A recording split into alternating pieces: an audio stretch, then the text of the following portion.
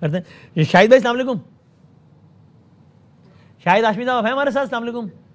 जी बिल्कुल, वालेकुम अस्सलाम। जनाब शाहिद भाई क्या कहिएगा आपके ख्याल में? अभी फिर हम जरा एक एक करके बात करते हैं, लेकिन बतौर मजमूई आपके ख्याल में व्हाट वेंट रॉन्ग? मतलब there was something terribly wrong with the captaincy, with the fielding drop, यानी शाहीन ड्रॉप कैचेस की बात करते हैं मैच के बाद, और उनकी साइड के जो कप्तान है वो कहते हैं कि फील्डिंग तो हमारा खासा रहा और हमने उस पर इजहार किया है। वो उनका बॉलर जो है वो 3 विकेट लेता है, तीनों खुद क्या कैच पकड़ता है। तो आपके ख्याल में मेजर डिफरेंस क्या था आज हमारी और उनकी टीम में?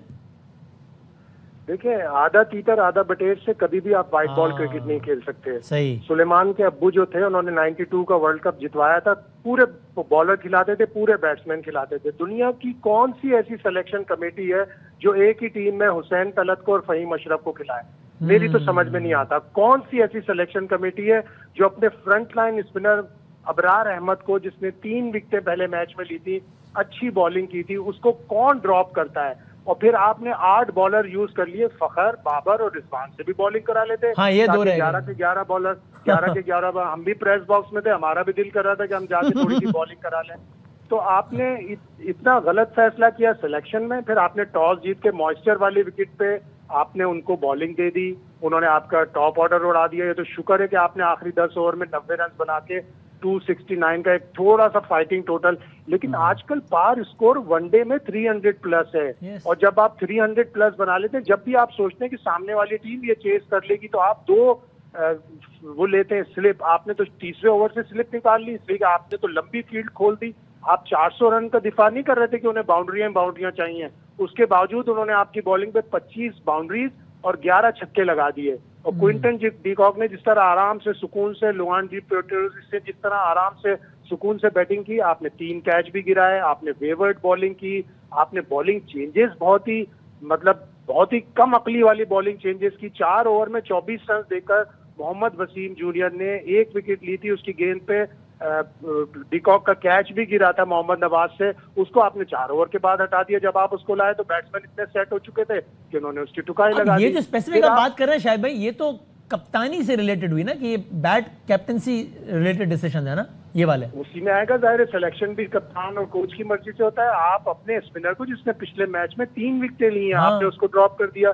उनके पास तो 3 स्पिनर वैसे थे और एक चौथा स्पिनर, वो डोनोवन फरेरा को भी उन्होंने स्पिन बॉलिंग करवाई।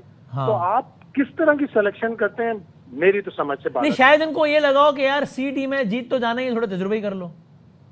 पहला मैच 2 विकेटों से जीते, अल्लाह अल्लाह खैर करके, जैसे काम ही कर रहे, तरले और मिन्नतें करके 2 विकेटों से जीता था। वो तो आप मैच हार गए थे।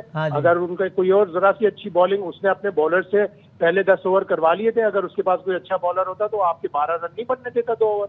हाँ।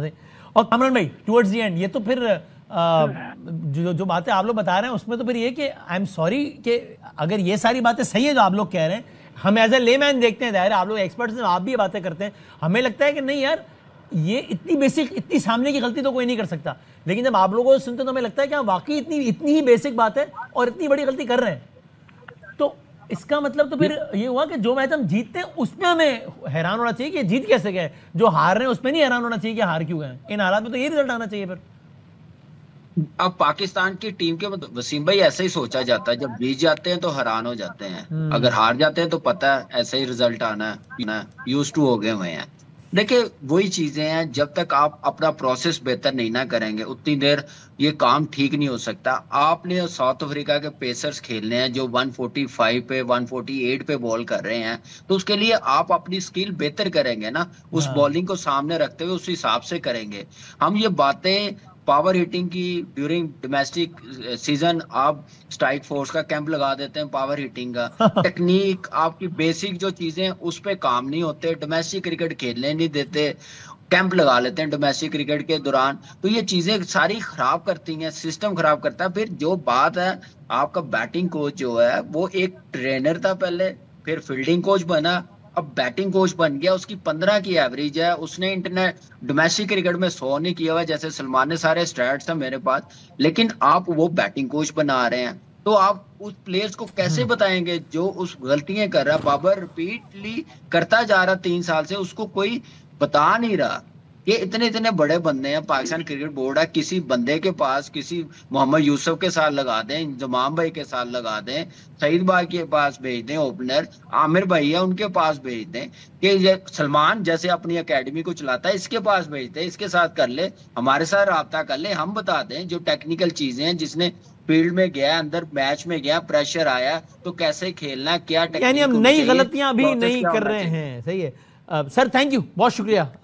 सलमान भाई, यासिर भाई, सईद भाई, कामरान भाई, सबका बहुत बहुत शुक्रिया।